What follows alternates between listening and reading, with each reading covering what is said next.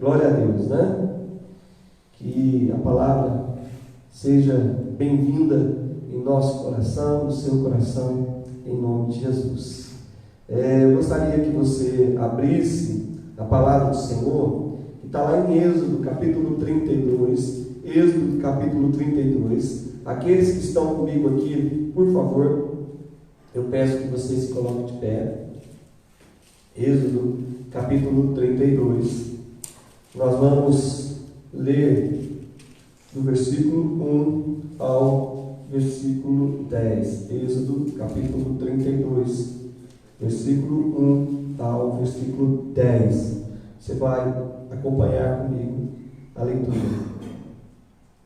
Mas vendo o povo que Moisés tardava em descer do monte, acercou-se de Arão e lhe disse: Levante, faze-nos deuses que vão adiante de nós, pois quanto a este Moisés, o homem que nos tirou do Egito, não sabemos o que lhe terá sucedido. Disse-lhe Arão: Tirai as argolas de ouro das orelhas de vossas mulheres, vossos filhos e vossas filhas, e trazei-las. Então todo o povo tirou das orelhas as argolas e as trouxe a Arão. Este, recebendo das suas mãos, trabalhou ouro com buril e fez dele um bezerro fundido.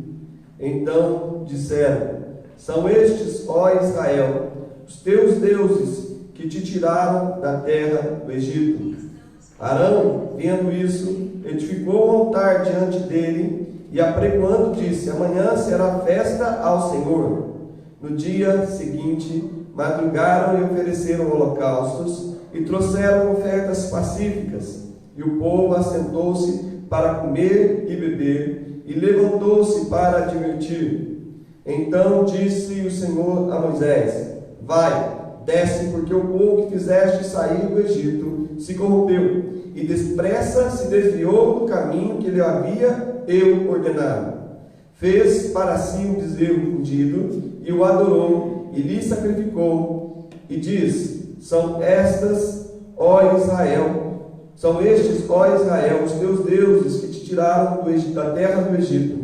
Disse mais o Senhor a Moisés: Tenho visto este povo, e eis que é povo de dura serviço. Agora, pois, deixa-me, para que se acenda contra eles o meu furor, e eu os consuma, e de ti farei uma grande nação. Amém? Pode se assentar. Certa vez, uma mulher estava viajando nos Estados Unidos e estava indo ali para o sul dos Estados Unidos, né, onde é mais quente, né, e a terra que ela estava indo era uma terra quente, com palmeiras, né, e tudo mais. Só que antes de chegar lá, o avião fez uma escala, né, antes de chegar. E ela, como não falava inglês, ela era francesa, né, ela, olhando pela janela, viu, né, aquilo que parecia ser o lugar para onde ela queria ir, por causa que ela viu Palmeiras também, no lugar onde estava onde o avião havia parado, né? E ela saiu do voo, né? E é porque haviam pessoas que iam desembarcar ali, né? Mas quando o avião ia decolar novamente, sentiram a falta dela, né? Então saíram para procurar aquela mulher, né? Custaram achá-la, e a dificuldade toda com a língua para convencê-la de que a viagem ainda não havia acabado, né? Que ela precisava voltar para dentro do avião, né? E que, porque estava atrasando, né, o voo e tudo mais, ela precisava, né, voltar para o avião para que continuasse a viagem, né? Então, isso aconteceu, e às vezes pode estar acontecendo coisas semelhantes com a gente na vida também. Essa experiência que eu estou contando para vocês, eu li um livro chamado Força para Viver, que foi um livro evangelístico, né, pelo qual eu me converti, né? Eu achei interessante, né, a maneira que ele despertou essa dúvida, né, no meu coração, de que talvez eu ainda não havia encontrado, né, o meu lugar ainda neste mundo, né? Então, quantas pessoas às vezes acham, né, que, poxa, eu já tenho uma religião, já tenho uma fé, bom, eu estou tranquilo, né, eu posso tocar a minha vida aí do jeito que eu bem entendo, né, porque questões relacionadas à satisfação pessoal, à realização, seja lá o que está produzindo realização no seu coração, ou até mesmo a fé, né, questões relacionadas à fé, pessoas que, né, estão inseridas dentro de um contexto religioso e com esse contexto religioso estão bem resolvidas, né, e acham que isso vai lhes dar aí salvação, seja isso como isso se manifesta na vida dela, né? Seja vida após a morte, ou questão de reencarnação, para quem crê nisso, né? Seja lá qual for o seu tipo de fé, que faça crer-se garantido dentro daquilo que a sua religião lhe promete, né? Agora nós temos a palavra de Deus, aquilo que ela nos afirma que qual é a verdade, né? Nós cremos sim, mas que ao homem está ordenado morrer uma vez só e depois disso juízo, né? Então, que existe sim ressurreição, né? E que um dia nós iremos ser ressuscitados com Cristo, né? E aqueles que, quando Jesus retornar, ainda estiverem vivos, né, vão ser arrebatados com Ele nos ares. É isso basicamente que nós cremos com relação a coisas futuras, né? Mas existe um perigo, né, para muitos de nós, até mesmo evangélicos, né, ou cristãos mesmo, né, que creem ter a fé correta, né, porque eu creio naquilo que é verdade, então se eu creio, eu tenho a verdade ao meu favor, então eu tenho a fé correta, eu estou tranquilo quanto à minha salvação e, né, deixa eu viver a vida, né, como eu bem entendo, né? Esse bem entendo aí que é o problema, né? Vamos aí pensar um pouquinho sobre isso. No versículo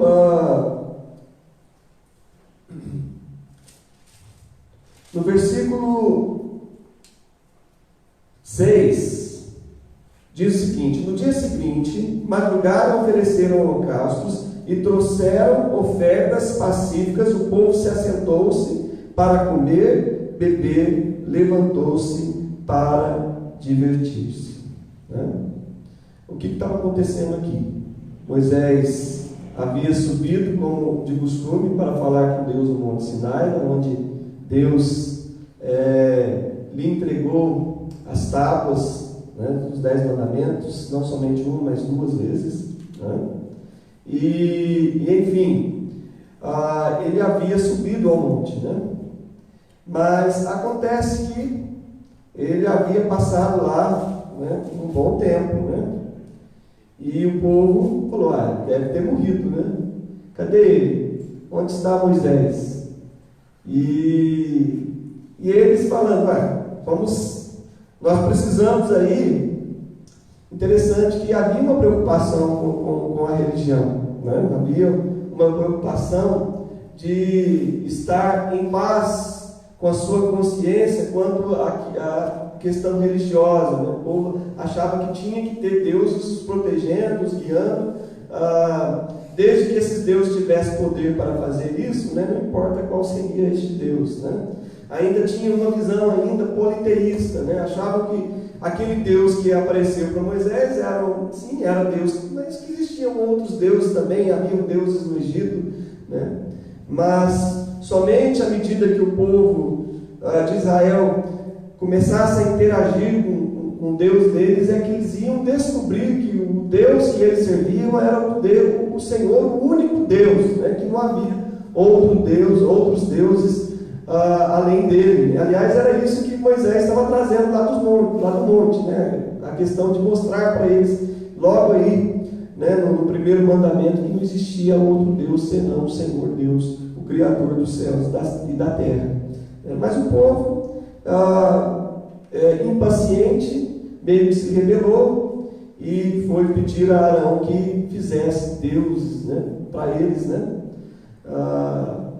através aí de brincos, né, coisas de ouro que eles tiraram dos seus filhos, das filhas, enfim, das esposas, e lançar aí, né, aí aquilo foi trabalhado e fizeram um bezerro de ouro para que o povo pudesse adorar, né? Mas, enfim, eles adoraram de uma forma tanto quanto pagã, né? Porque eles se levantaram de madrugada, apresentaram holocaustos, ofertas, e assentaram-se para comer, beber, e levantaram-se para divertir-se, né? Provavelmente até de forma imoral, né? Fazendo coisas imorais, enfim.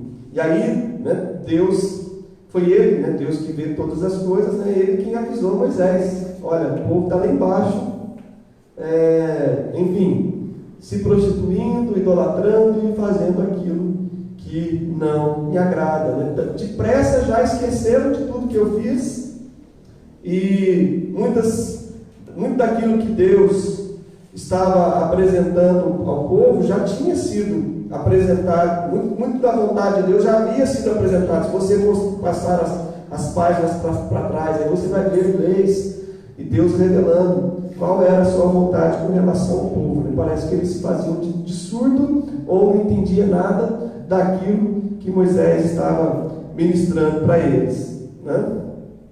E aí eles se assentaram. Eu quero enfatizar essa palavra assentar, né? Porque ela pode significar, por exemplo, quando alguém, um grupo, por exemplo, um movimento sem terra, né? Eles vão para um lugar e ali eles se assentam, né? Assentam um acampamento, né? Se estabelecem no lugar, né? Até quando, sei lá, né, retirarem eles daquele lugar, né? Mas se assentar pode significar estabelecer residência, se acomodar em algum lugar, né? E como Moisés estava recebendo direção de Deus para o seu povo, né? Eu creio que a atitude mais correta do povo para com relação àquele momento, né, é esperar com apreensividade e temor aquilo que Deus iria passar para eles, né? Mas, infelizmente, o povo se corrompeu. Deus havia prometido libertar o povo de Israel do Egito, né? Mas não somente isso, Deus havia prometido também que os levaria à terra prometida. Tanto né, José tinha tanta certeza disso, que lá em Gênesis capítulo 50, já no final, no último capítulo, versículo 24, ele disse: olha, quando o Senhor Deus vos levar dessa terra aqui, né, para fazer vocês tomarem posse, que a terra que o Senhor Deus prometeu aos nossos pais, né, Abraão, Isaac, Jacó, vocês vão levar os meus ossos daqui. Então ele tinha a certeza de que Deus iria levá-los novamente para a terra que ele havia prometido como posse aos filhos de Israel, né? Tanto é que também lá em Êxodo 12, 25, Deus falando que ali estava sendo instituída a Páscoa, que iria ser celebrada no dia que eles iam sair do Egito. E Deus falando: olha, eu não sei, que ia levá-los para a terra que ele havia prometido a eles, né? Então isso é uma coisa bem clara, né? Eu separei só 2 textos aqui, mas existem vários textos que o objetivo de Deus tirá-los do Egito não era simplesmente tirar do Egito e agora vocês se virem, procurem um lugar para vocês morar, se estabeleçam em qualquer lugar, né? Ou fiquem no deserto, ou morram no deserto, enfim, não, né? Deus tinha um propósito: olha, eu estou tirando vocês do Egito, mas eu vou levar para vocês para uma terra que eu prometi, né? A terra de Canaã, a terra prometida. Na Bíblia, ela é simbolicamente uma figura, uma metáfora para o céu, né? Que é o lugar que Deus preparou para nós. E aí, eles não deveriam se assentar ou se estabelecer em nenhum outro lugar que não fosse, né, a terra prometida. Então, se ao se assentarem, né, no começo do caminho, quer dizer, não haviam andado praticamente muita coisa, né, porque aqui diz que depressa, quer dizer, já estão desviando, já estão se afastando de mim, né? Eles mostraram indisposição para prosseguir no caminho de fidelidade. Tanto é que o Senhor disse, Deus estava relembrando essa passagem aqui, lá em Deuteronômio 9, aí é Deus falando com eles através de Moisés, né? E aí Deus fala assim: este povo já se corrompeu, cedo se desviou do caminho. É Deuteronômio 9:12, né? Aí já Moisés narrando: olha, vocês são dessa forma, vocês são infiéis, né? E então, esse era o povo que Deus havia tirado do Egito, né?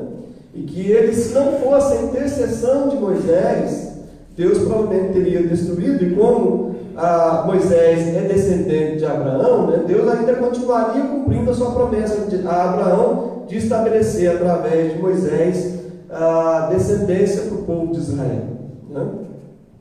Queridos, aí a gente percebe porque esse povo ainda estava tão arraigado às coisas deste mundo, às coisas dessa terra, até mesmo ao Egito, né? Porque quando eles passaram momentos difíceis, né? Várias vezes eles questionam a Moisés: por que você nos tirou da terra do Egito para morrer aqui, né? Ou lá no Egito a gente tinha cebolas, alhos, melões, enfim, né? Sendo que Deus tinha para eles uma terra que mana leite e mel, mas parece que eles não acreditavam. Mesmo Deus tendo lançado 10 pragas sobre o povo egípcio, mesmo Deus, né, tendo feito maravilhas no deserto, coluna de fogo, uma sombra durante o dia, né, Deus fazendo sair água da rocha, quanta coisa Deus fez, mas era um povo que não conseguia, né, mesmo vendo milagres. E aí eu quero enfatizar, né, que não é milagres que vão fazer você, né, se firmar em Deus, né, ou estar firme no caminho de Deus, né? O que faz é Deus revelar a sua própria vontade, a sua natureza, o seu caráter, né? Por isso que a Bíblia diz que Deus revelou os seus feitos ao povo de Israel, lá em Salmos, e o seu caminho a Moisés. Então, querido, só através de Jesus Cristo, né, nós podemos ter um relacionamento pleno, de intimidade com Deus, entender e conhecer a Deus realmente. Porque caso contrário, as pessoas que se relacionam com Deus só por causa de milagres ou sinais, maravilhas, poder e coisas desse tipo, né, quando essas coisas não existem, né, ela se enfraquece na fé, porque ela depende de coisas miraculosas para crer, para continuar firme. E assim estava o povo. Bastou pouco tempo, né, em que parecia que Deus não estava falando mais, parecia que não tinha milagre mais, parecia que nada de sobrenatural demais estava acontecendo, para o povo se corromper. E por que eu digo que eles estavam fixados nas coisas deste mundo? Porque diz aí que eles se assentaram para quê? Comer e beber, né? Então, priorizar a satisfação de necessidades básicas é incompatível para quem se comprometeu com Deus. Porque esse povo, lá em Êxodo capítulo 24, versículo 7, eles prometeram assim: tudo quanto o Senhor nos ordenou, nós faremos, né?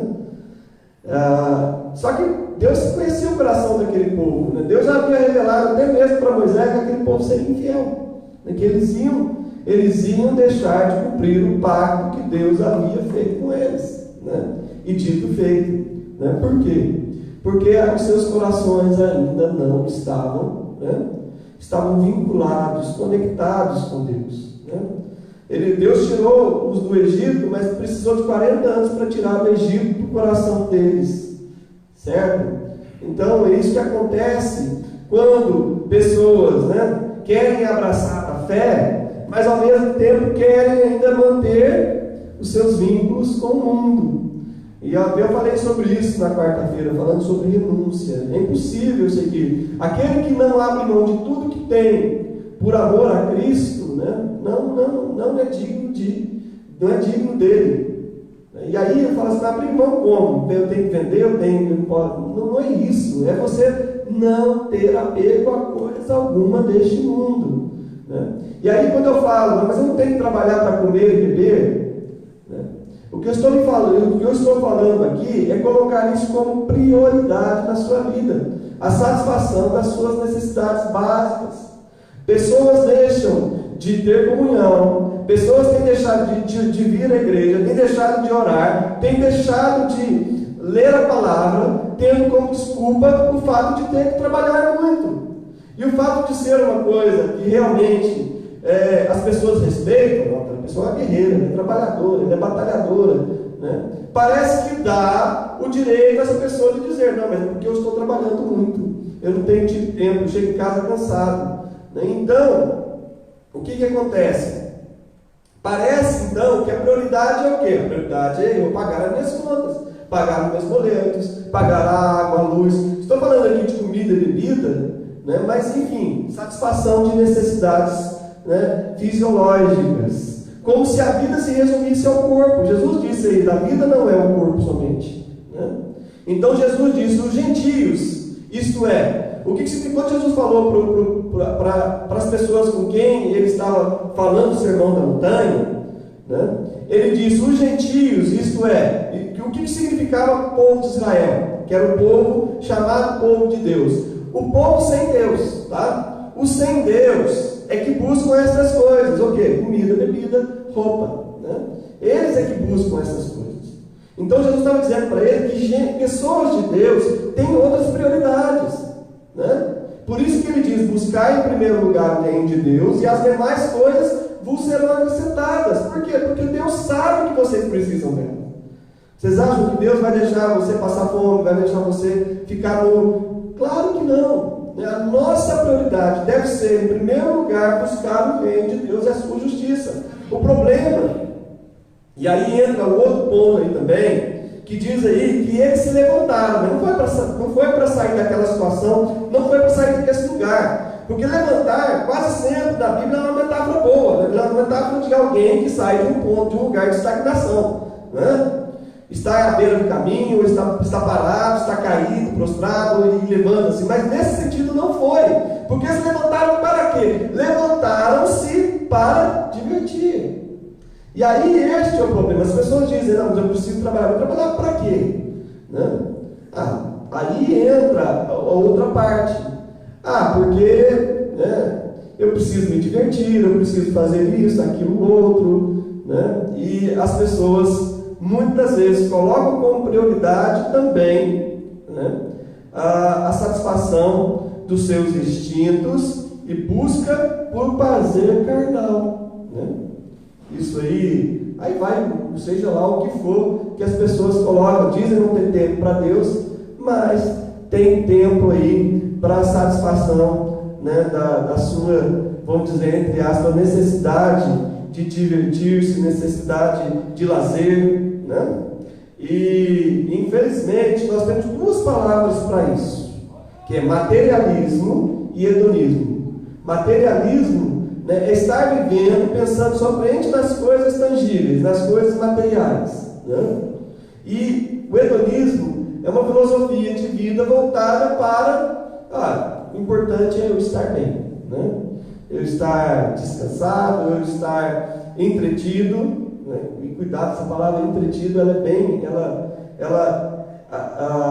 se você percebe, né, nas mídias e em tudo, o que tem dado dinheiro realmente rápido e fácil, né? São pessoas que conseguem através dos esportes, ou através da música, ou através do cinema, né, fazer dinheiro com isso. A pessoa de repente lança um hit e aquilo vai lá em cima, consegue milhões de visualizações, enfim. E aí a pessoa começa uma carreira, né? Então são chamados emergentes, né? Pessoas que saem de uma condição de pobreza, né? Porque batalhando simplesmente nos negócios, né? Você pode conseguir também, mas é muito mais difícil, né? Mas por quê? As pessoas parecem que elas vivem a vida é aquele intervalo chato entre os fins de semana, porque ele vive para chegar no final de semana, poder fazer o seu churrasco, poder, enfim, ter o seu lazer, ir para o seu show, para a sua balada, né? Enfim, parece que a vida se resume a estas coisas, enquanto as coisas de Deus parecem ficar em segundo plano. A pessoa não abandona totalmente também não, né? Porque é importante dar status, né? Ter fé. Quantas pessoas falam de Deus, a gente vê, poxa, todo mundo que fala de Deus, que, enfim, diz ter fé, né? Se realmente levasse a palavra de Deus a sério, nosso mundo estaria muito melhor.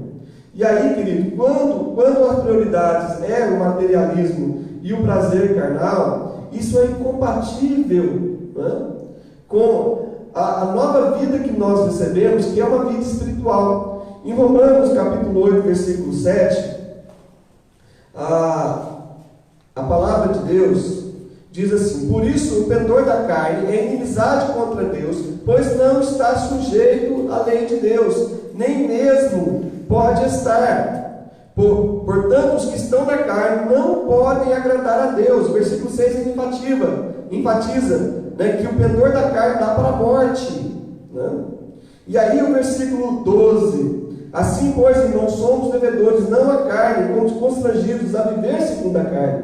Porque se viveis segundo a carne, caminhais para a morte. Se pelo Espírito mortificados os feitos do corpo, certamente vivereis.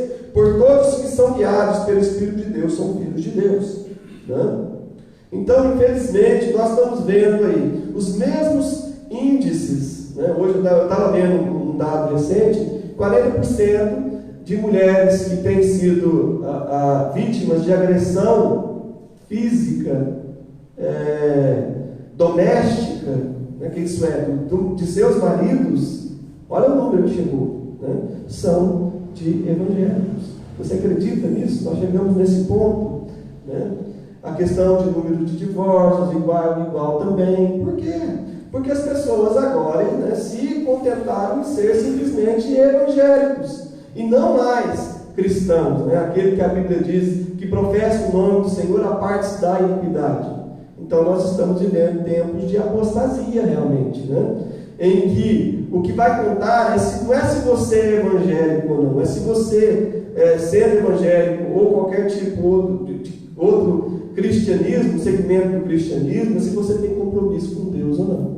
Porque a gente às vezes critica outros segmentos cristãos, mas às vezes eu percebo muito mais compromisso em alguns cristãos de outros segmentos, né, do que em muitos evangélicos.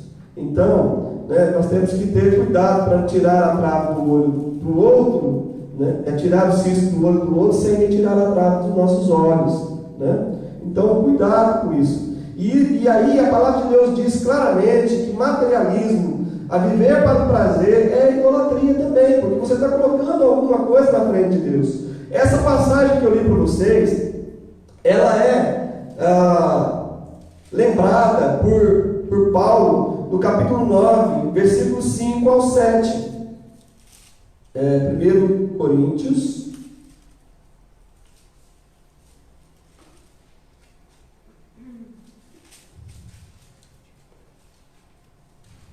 Desculpa, capítulo 10, tá?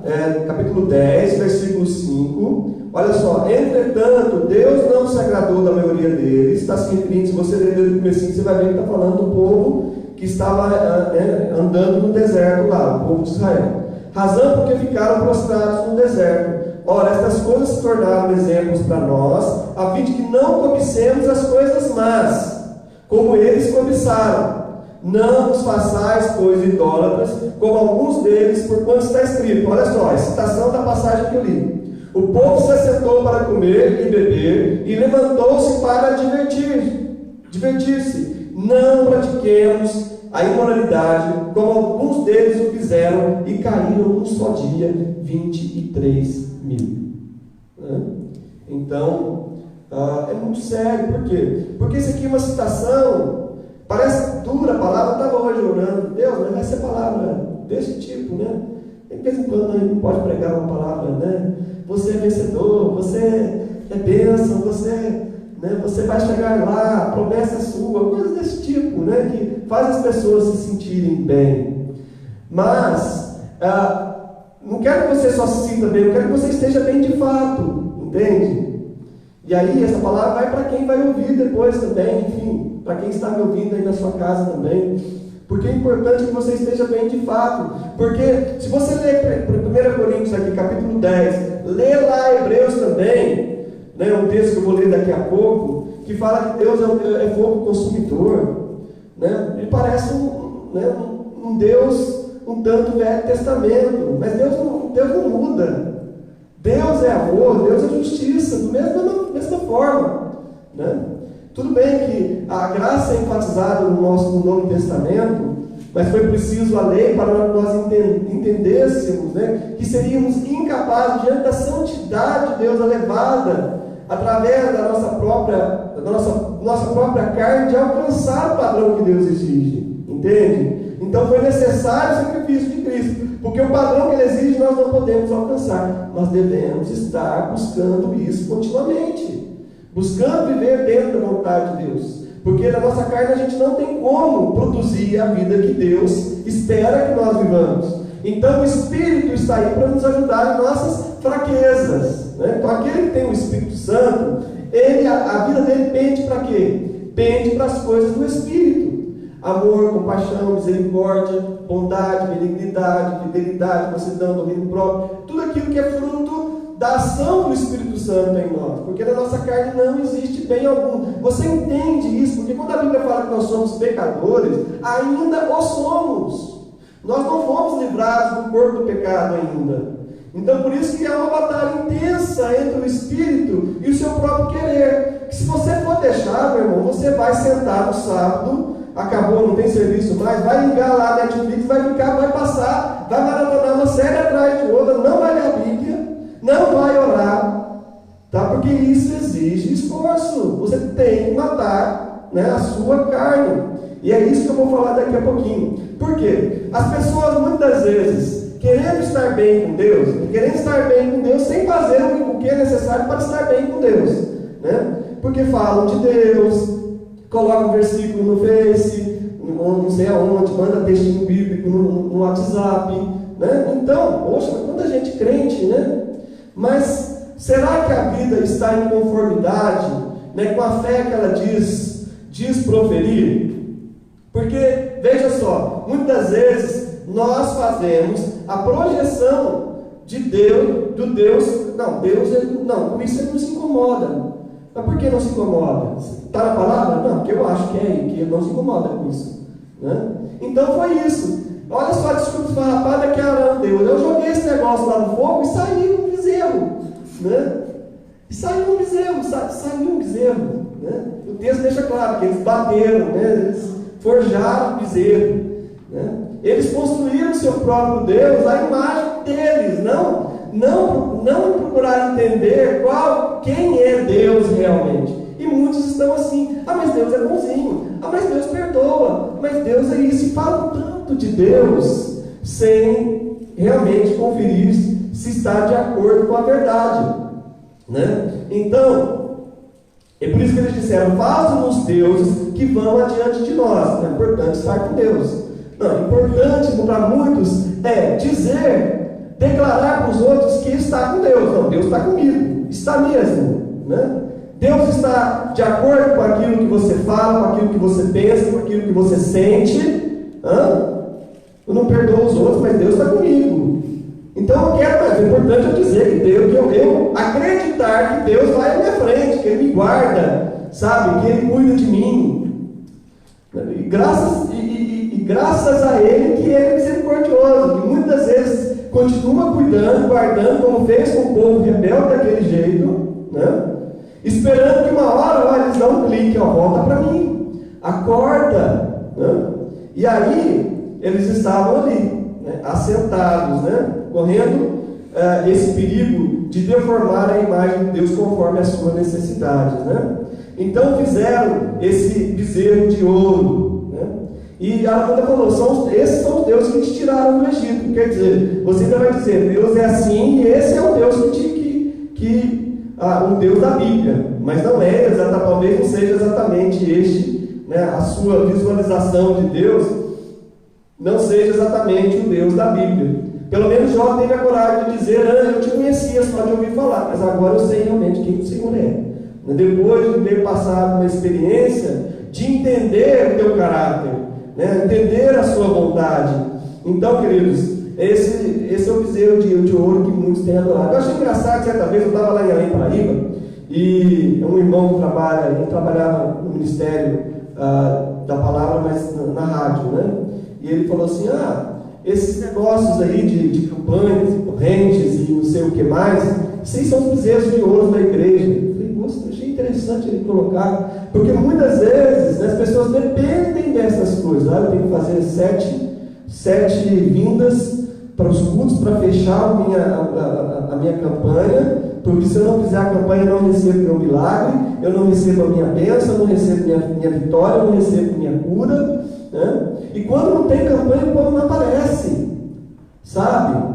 E aí criam-se coisas que você, assim, não percebe, não vê apoio bíblico para esse tipo de coisas, porque muitas lideranças que elas querem encher a igreja, e aí tem que ter sempre coisa nova para manter o povo ativo, sabe?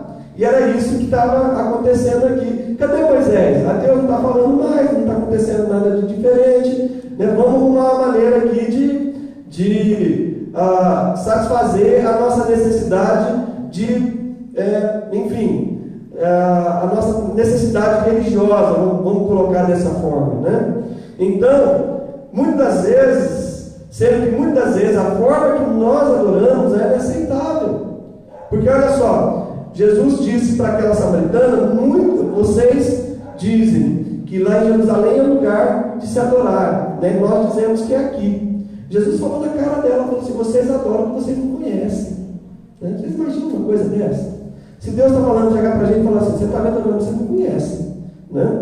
Então, ou adoram de forma vã. Jesus falou para o povo de Israel, falou para os seus contemporâneos assim, vocês me honram com palavras, mas os seus corações estão longe de mim. Então, o fato de você ter uma crença, ter uma religião, ir na igreja, praticar rituais religiosos, né, pode ser que isso não signifique muita coisa, né? Então, se as prioridades, no fundo, não sejam Deus realmente, o coração está longe dele, né? Como Deus falando ali, esse povo, Deus falando assim, esse povo é engraçado, parece que eles têm assim, interesse de ouvir minha palavra, de conhecer minha vontade, mas depois, na hora de assumir compromisso, né, eles simplesmente me negam, me traem, são infiéis, né? Então é isso que Deus estava falando, né? Se eu não me engano aqui, exatamente Isaías 58, né? Ele mesmo neste estado ainda me procura, porque Deus está falando das transgressões dele, versículo 1, né?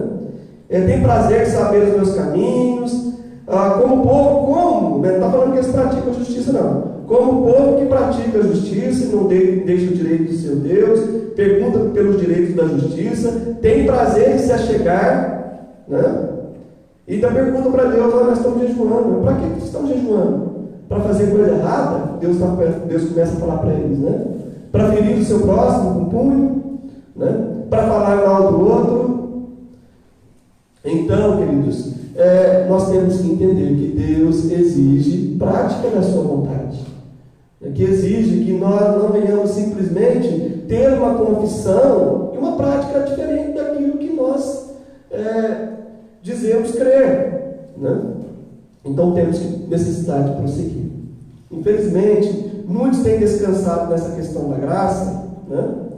E por causa de crerem, que bom, eu entreguei a Jesus morreu por mim, pagou meus pecados, agora eu tenho um ticket para o céu, né?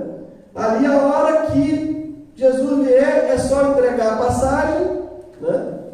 Parece que é como se a carreira cristã não fosse uma corrida, porque essa é a imagem, a figura que Paulo dá da carreira cristã, né? Por isso corro, né? Como quem vai conseguir. Ele fala de prosseguir para o alvo, enfim.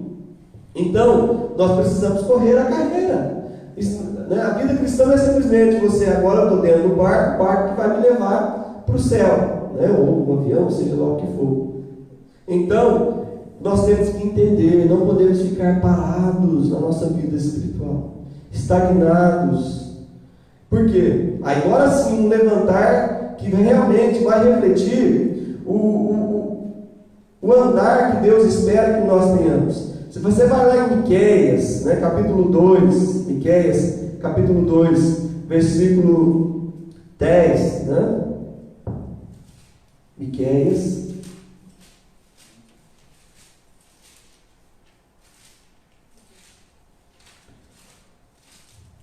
2:10. Levantai-vos e ide-vos embora, porque não é lugar aqui de descanso. Ide-vos por causa da imundícia que destrói, sim, que destrói dolorosamente. Não é aqui o lugar de descanso. Não sei se vocês tiveram a oportunidade de assistir o filme Peregrino, né, de John Bunyan. É um best-seller, né, do passado, porque ele é cheio de metáforas, né? Ele compara a caminhada cristã do cristão, que é o nome do personagem, né, com uma caminhada no meio de um mundo de destruição. E ele ficava avisando as pessoas: olha, o mundo vai, esse mundo vai ser destruído, né, até vai ser destruído. E ele, na caminhada dele, ele enfrenta muitas dificuldades. Ele passa pela vila da vaidade, o pântano da dúvida. Assim, tem várias metáforas interessantes, né, que refletem essa caminhada. E é interessante dizer que ele ficava tentando avisar a esposa dele que esse é o mundo da destruição. Tinha um nome, né, para o mundo que ele vivia. E eles precisavam sair daquele mundo, né, para chegar aos céus, né? Mas era tudo literal mesmo, era uma caminhada até os céus mesmo. E ele enfrentava, no meio do caminho, ele enfrentava o próprio Satanás, tendo que se revestir da armadura. E são bem interessantes, né, para você que, se quiser assistir, né, e fala justamente de que é isso que nós temos que fazer. Nós temos que estar caminhando como peregrinos neste mundo. Eu já preguei uma vez sobre esse tema, que nós somos forasteiros, peregrinos neste mundo. Este nosso lugar não é aqui. Né? Por quê? Porque o mundo não nos aceita, não nos ama, porque nós não pertencemos a ele. Né? Se esse mundo nos traz prazer, nos traz satisfação, há alguma coisa de errado. Porque a Bíblia fala que a amizade do mundo é inimiga de Deus. Né? Por quê? Porque esse mundo, ele está em inimizade com Deus. Então nós não podemos nos conformar com este mundo. Nós não podemos nos conformar com este século. Né? Então, queridos, em Hebreus capítulo 4, versículo 7 e 11, eu gostaria também de ler esse texto com vocês. Hebreus capítulo 4, 7 a 11. De novo determina certo dia, hoje, falando por Davi, muito tempo depois, segundo antes fora declarado: hoje, se ouvirdes a sua voz, não interessais no vosso coração. Ora, se Josué lhes houvesse dado descanso, não falaria posteriormente a respeito de outro dia. Portanto, resta um repouso para o povo de Deus, pois aquele que entrou no descanso de Deus, também ele mesmo descansou de suas obras, como Deus das suas. Esforcemos-nos, pois, por entrar naquele descanso, a fim de que ninguém caia, segundo o mesmo exemplo de desobediência. Estava lembrando também do povo no deserto. Esse texto também lembra do povo no deserto. Porque esse lugar, quando essa palavra foi entregue, né, de ouvirdes a sua voz, não endureçais os vossos corações, né, e ali esse texto continua, como na época, como em Massá e Meribá, quando o povo, né, tentou a Deus, quando eles reclamaram, né, que não havia alimento, não havia água, né? Então Deus estava falando para que a gente não caia nesse mesmo exemplo. Fala de esforço. Eu falo, mas que graça é essa que eu tenho que me esforçar? É a graça, né, que faz possível que o seu esforço vale a pena. Deixa eu falar bem claro. Porque seu esforço sem a graça de Deus não ia te levar a lugar algum. Você entende? Paulo disse assim: eu trabalhei mais do que todos os outros apóstolos. Aí, porém, ele lembrou: não, porém não eu. A graça de Deus em mim. É a graça que te permite ter condições de fazer a vontade de Deus, né? E esforçar-se, porque a Bíblia fala de esforçar-vos por entrar pela porta estreita, e eu continuo dizendo para vocês, né? Porque o mundo gosta porque quer alargar a porta que é estreita e quer alargar, né, o caminho que é largo, né? Quer alargar o caminho que é realmente estreito também, né? A porta continua estreita, né? Apertado, o caminho continua apertado, né? Então, queridos, é necessário que a gente entenda essa realidade. E resta então um repouso. Qual é esse repouso? O repouso que Deus preparou para nós aonde? Lá nos céus. Porque dava a entender, quando Josué falava que Deus lhes dá descanso na terra prometida, né? E esse texto é relembrado por Davi. Peraí, mas por que Davi está relembrando de um descanso que já foi dado ao povo de Israel? Porque eles já se assentaram na terra prometida. Como eu disse, como a Canaã era uma figura do céu, né? E ele estava dizendo a respeito de quê? De um outro lugar de descanso, que é o lugar de descanso onde Deus está. Por quê? Porque depois de ter concluído a sua obra, a sua criação, Ele já nos aguarda neste lugar de descanso que Ele preparou para nós, onde Jesus também já entrou, né?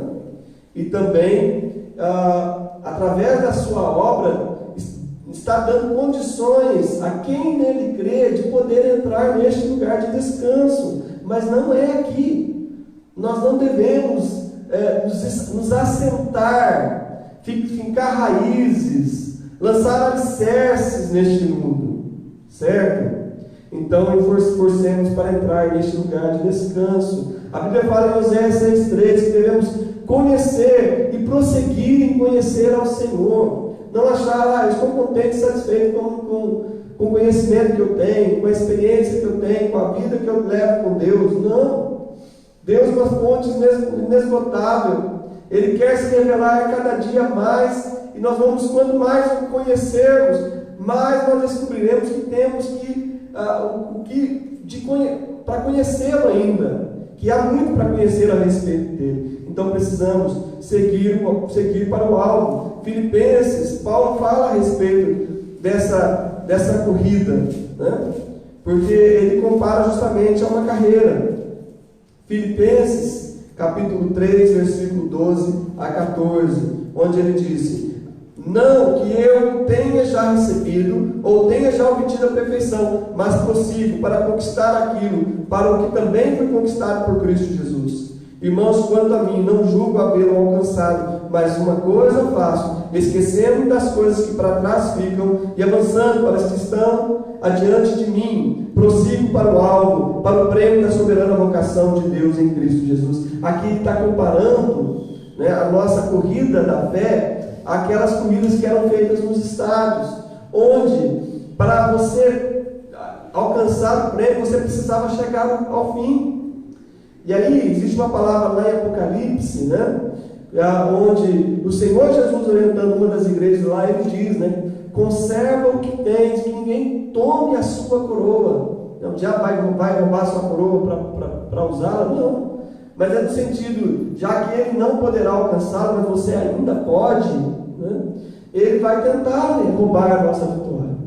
Então precisamos do quê? Estar sempre sóbrios, vigilantes, né? Porque ele está ao nosso derredor, procurando nos devorar. Agora, a promessa é que não demora. Em breve nós estaremos lá no lar eterno. Em Hebreus 12, do versículo 22 em diante, diz assim: mas tendo chegado ao Monte Sião, a cidade do Deus vivo, a Jerusalém celestial, a incontáveis hostes de anjos e a universal assembleia, a igreja dos primogênitos arrolados no céu, e a Deus, o juiz de todos, e aos espíritos dos justos aperfeiçoados. e a Jesus, o mediador da nova aliança, e ao sangue da expressão que fala coisas superiores ao que fala o próprio Abel. Né? Então ele fala aí, nós temos chegado, vamos chegar lá em nome de Jesus. Por quê? Porque Deus promete nos sustentar no deserto dessa vida. Né? Ele diz lá em Isaías 51, 58, que mesmo que nós venhamos andar em lugares áridos, né? Ele promete fazer desses lugares áridos, né? Um lugar de mananciais. O Senhor te guiará continuamente, guardará a tua alma até em lugares áridos, e fortificará os teus ossos. Serás como um jardim regado, como um manancial cujas águas jamais faltam. E a palavra de Deus diz, né, que essa é a geração dos que buscam a Deus, que a Bíblia, né, fala que de bênçãos, ele mesmo atravessando o deserto, de bênçãos o cobre a primeira chuva. Então, queridos, Deus vem sempre ao seu encontro, mesmo que você esteja andando no deserto. Né? Ali fala da palavra de um vale de bênçãos. Né? São duas palavras que no hebraico são semelhantes, né? Que é tanto barca e baracá, que significa lágrimas e bênçãos. Né? Então, algumas versões, provavelmente por algum não entendimento correto do que está escrito ali, fala vale de lágrimas, outras traz vale de bênçãos. Mas por quê? Porque as lágrimas muitas vezes estão conectadas às bênçãos. Quando nós choramos na presença de Deus, né? Certamente Deus vem ao nosso encontro para com as bênçãos, né?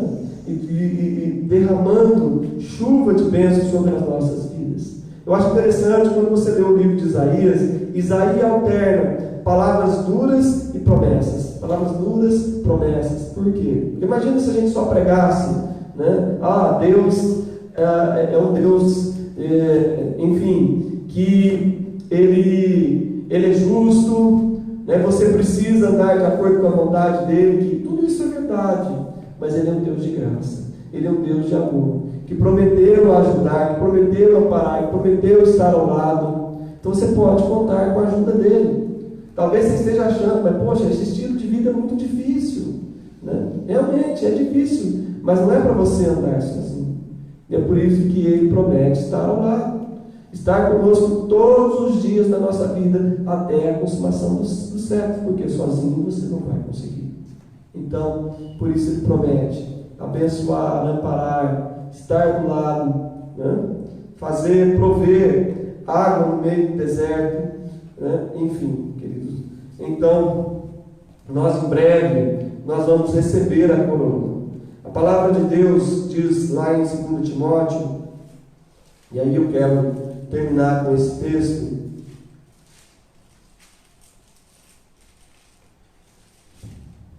Só um pouquinho enquanto a gente acha aí. 2 Timóteo, capítulo 4, versículo 6 ao 8.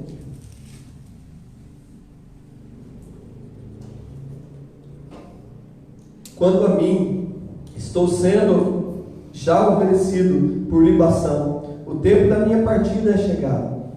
Combati o bom combate, completei a carreira, guardei a fé. Já agora a coroa da justiça me está guardada, a qual o Senhor, reto juiz, me dará naquele dia, não somente a mim, mas também a todos quantos amam a sua vida. Como aqui ele usa novamente a figura de uma corrida, né?